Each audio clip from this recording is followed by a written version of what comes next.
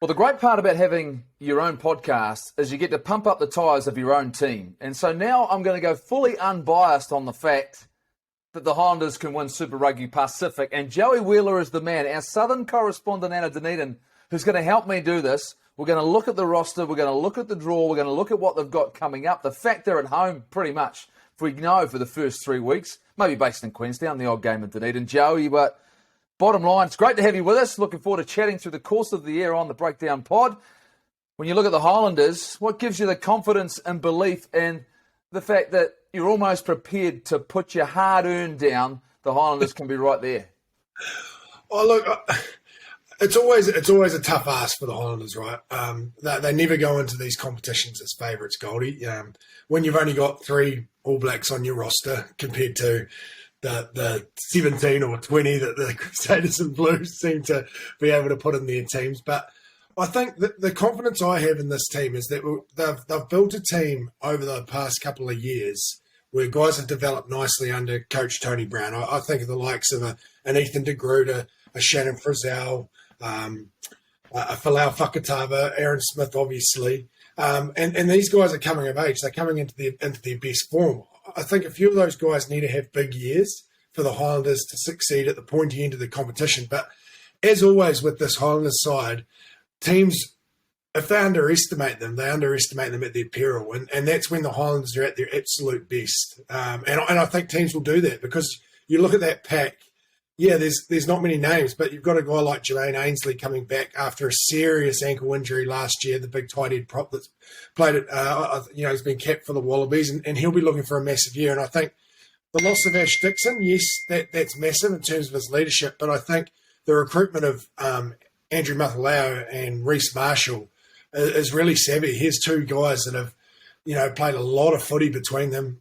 Reece Marshall, worldly, played a lot up in Europe, so he brings a lot of experience and a lot of steel to that pack. And then the second row, Paddy Parkinson being out for the year, that's a huge loss. But I think, they've got the makings of a really nice side, but it's all going to sit pretty heavily on Aaron Smith and Mitch Hunt's shoulders to drive them around the park and to get them into good areas. But they're definitely a sniff, Goldie, and as you know, me and you, we always are very, very hopeful that this Highlanders team can tip up the big dogs. Well, but I go back and look at last year's Super Rugby Trans-Tasman and the fact they were able to make the final. I think the nature of the way they play the game certainly suits against the fact we are going to be playing against the Australian teams, the Fijian Drua and the Moana Pacific. And so this is not Super Rugby Aotearoa. This is not with the fact that every single week they're going to come up against that quality opposition that is incredibly strong up front, which is incredibly physical, which tests the experience and depth of the Highlanders.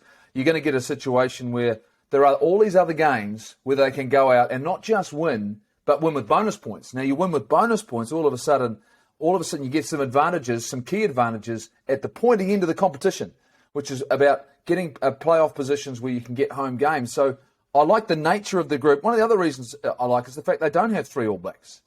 They don't have this huge number of players whose focus throughout the course of a season is on, how do I get myself reselected again? How do I get myself back in the frame?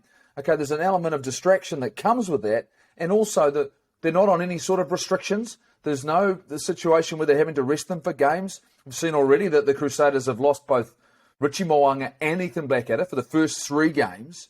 That will affect their performance. I think for the Highlanders, you look at their group, I love the fact that across the board, in all of the areas, there's like-for-like experience in most cases. There's like-for-like ability. So you're not having that significant drop down. And I look at, when you think about Fatuli Paya, you've got C.O. Tompkinson, you've got Thomas Umanga Jensen, Nani Punavai and Scott Gregory. There's 5 guys who can all do the job for you. So when you get someone who takes a knock, who takes a week off, you're replacing them with someone I think who can go out and perform. Now, the loss of Josh Ioane was obviously, for a lot of Highlanders fans, I think they're concerned, going, all of a sudden you lose a talent. Unfortunately for Josh, there wasn't a consistency of performance, which I think put pressure on the group. Now the consistency is, well, Mitch Hunt knows it's his group, it's his team. You've got good old Marty Banks rolls around again. He can't help himself. He just keeps lingering in the south, doesn't he? Down in Invercargill, just toiling away, does old Marty, and says, I'm available, I'm here. You know what you're going to get with Marty, and we saw that with the Stags. He's always performs whenever it comes to those clutch moments, Goldie. He's the guy that you want coming in. And if Mitch has a little injury where he takes 2 or 3 weeks off, you know that Marty is going to do a fantastic job, understands the way the Highlanders play, understands the DNA of this side and the way that these guys want to play. 2 guys you mentioned there that I'm really excited to see this year, Fatuli Paia and Thomas Umaga-Jensen. Those 2 guys both missed the whole season last year through injury. And I think that was one area in that Highlanders side where they were, Scott Gregory did a job for them at 12, but he's not your blockbusting 12 that's going to break the line and give that offload. I think Thomas Umaga-Jensen, from all reports down here, is looking in some sort of nick. I don't want to put the mockers on him because he's a horrid run with injury, but man, if that guy can string games together, he is going to be in the conversation for that next step, because here's a guy who's 115, 116 kilo, 6'2", the ability to carry hard on the gain line, bust through tackles and give that offload. That's the ingredients that the All Blacks have been missing. That's the ingredients that this Highlanders side have been missing. And then with a guy like Fatuli, we've seen what he's done for the Mako. We saw what he did for the Crusaders when he was there the previous year. If those 2 can combine and get their combination going really, really well, they're going to be a serious. You've been talking to Brownie. You've been talking to Brownie because he's been in my ear about the fact he knows exactly that combination you're talking about, and you've seen it firsthand. You've seen it live. Brownie's been in my ear as well, saying, you know what, he just hopes they can stay healthy because that, like you say, that punch in the midfield, that ability to get them some sort of momentum. I'm fascinated to see how they play. The fact that Clark Dermody obviously did a really good job last year when he was interim head coach. Brownie's come back, and when he had that responsibility, so all of a sudden you feel as though there's a real growth in the coaching staff as well, in the way that they're impacting the players. You talked about a couple of loose forwards, and Shannon Frizzell. It's a massive year for Shannon Frizzell. You know, after all of the challenges he faced in 2021, but the impact he has at Super Rugby is significant. And I think for him, you look at the combination of players we had last year when Sam Cane was out. Billy Harmon was a standout player. He was a guy that came down from the Crusaders who really was just missing opportunity. That's all he was missing, was getting the chance to play some time. James Lynch's on the other fact, relentless. So once again, I come back to that fact, Marino Michele Tu'u, what they add, what they bring. Hugh Renton will be better for another year of Super Rugby. And then you bring in a couple of old dogs, the Evans boys. They rock on down to Dunedin, and you're bringing that level of experience. Gareth Evans, to me, has been an underrated player for a long, long time in terms of how you impact in 3 loose forward positions. So there's always going to be that challenge. How confident are you, though, that particularly at scrum and line-out time, areas of expertise, they're going to be solid enough? Because they just need to be solid. You know, they just need to be able to provide a platform. They'll be good enough, well and truly, against the Australian teams, but we're talking the first 7 or 8 rounds are going to be against New Zealand quality teams. Moana Pacifica's got a bit of time. They've got some developing to do. Can that front 5 do enough up front? That's always the challenge, right? Against, I think, the Crusaders, Blues, and probably the Chiefs. Definitely the Crusaders and Blues. Everyone knows that they use their set piece as, you know, their threat in terms of building pressure to then get penalties to then put them in the right end of the field. I think the Highlanders last year had one of the best performing lineouts in the competition, Goldie. So you mentioned Clark Dermody. He is a smart operator in that respect. He's really shrewd with his plays week to week. He mixes things up.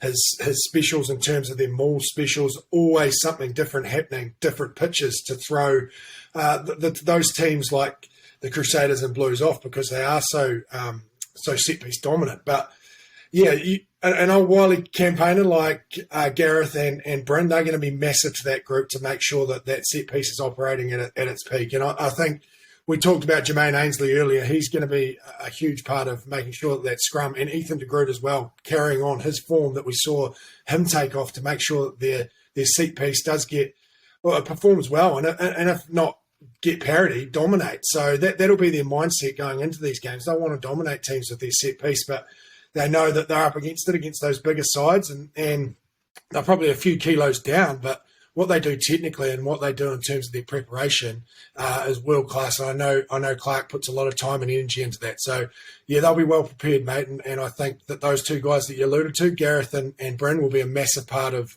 that. And I think Gareth's influence on that loose forward group, because there's always going to be injuries. There's always going to be guys coming out. You'll see him play all those three positions, I think, throughout the year. Lastly, for a guy who did enough hanging out in the back three to understand what it looks like from the back, roaming around, a range of skills, Joey, who's going to put up their hand and say, I am the number one fullback for the Highlanders in 2022? Because to me, that's an area where they're going to need someone to, in some ways, maybe play above themselves, given the position and how important it is. Yeah, it's a challenging one, isn't it? Like you look at the guy that was there week in, week out last year was Jordan Ariki, and he's obviously out for the season this year. This is the one position since Ben Smith's left that the Highlanders have struggled to find a constant to put on that 15 jersey. And I suppose everyone always compares the person that puts that jersey on to Ben Smith as well, which probably isn't fair, because no one's he's a once in a generational player, apart from yourself, Goldie, once he took over your Where is he? Where is Ben? Where is Ben there? Oh, Ben's floating around Dunedin. He's floating around mainly on the golf course, mate. So has no one knocked on his door? I mean, maybe I should give him a call and see what he's up to. There is that opportunity there, if there are injuries, that Ben Smith could be available for this side to come in as an injury replacement. But obviously, the hands are tied in terms of at the moment. But yeah, I think the guy. You've got me going now. I mean, we're favourites to win the title if that happens. You know that. I mean, all of a sudden, the odds change. I better, the moment we get word, let me know so I get on the TAB account and go, right, I'm in before. All my favourites. I think is it? I think it's Sam Gilbert, mate. For me, Sam Gilbert will get the first crack. A guy that I think we'd love to see get back to his best. Everyone would, is Solomon Alomalo. We just haven't seen. I'm not sure. I've heard some rumours that he might be struggling a little bit with his mental health at the moment, and that's really, really sad. But I'd just love to see him get out there, because we all know how talented and how good he could be. And if he is struggling in that respect, I hope he can get back to 100% fitness and get back out on that field, because, man, that guy, when he left the Chiefs, he was one of the best attacking threats. And him under the roof would be something special if he could capture some of that form. But for starting off, I see Sam Gilbert doing a job for them there. From all accounts, in the preseason game last week against the Crusaders, he did a great job in controlling the backfield. Brilliant with his kicking game, which is obviously an area of his game he needed to develop. So, yeah, Sam Gilbert for me will get the nod for the early rounds. Well, you're going to be well and truly close to it down in Dunedin, because all the action's going to be happening in the first 3 weeks down in the south. Can't wait for it, mate. I'm looking forward to catching up during the year. I mean, bottom line, though, if you had to put your hard-earned, for this Highlanders team to be in the playoff picture, to do enough to be one of those teams that makes us into the knockout rounds, how confident are you? Oh, very. I think the Highlanders side, they haven't missed the playoffs in the last year. I can't remember since, exactly. Probably, so you've got to say that, on paper, they've only got, like we always talk about, but underestimate them at their peril, and teams still do that just because they don't have the rock stars across their side. So, yeah, I think that they'll definitely be in that quarterfinal picture. Where they form that, I think they'll be definitely in the top half. So, yeah, they just need to keep healthy, especially in some key positions. But I'm just really excited to see a couple of those guys come back from injury, namely Falau Fakatava, Thomas Umaga-Jensen, and Fatuli Paya. Those are the 3 guys that everyone out there should be watching to see how well they go this season. All right, Joey, that's fantastic, mate. You're part of the very first Breakdown podcast. It was always going to come to you, to be fair. Come down south, get it where it really counts. I'll see you during the year. We'll talk to you soon. Cheers, mate. All right, mate. Thanks. Gold.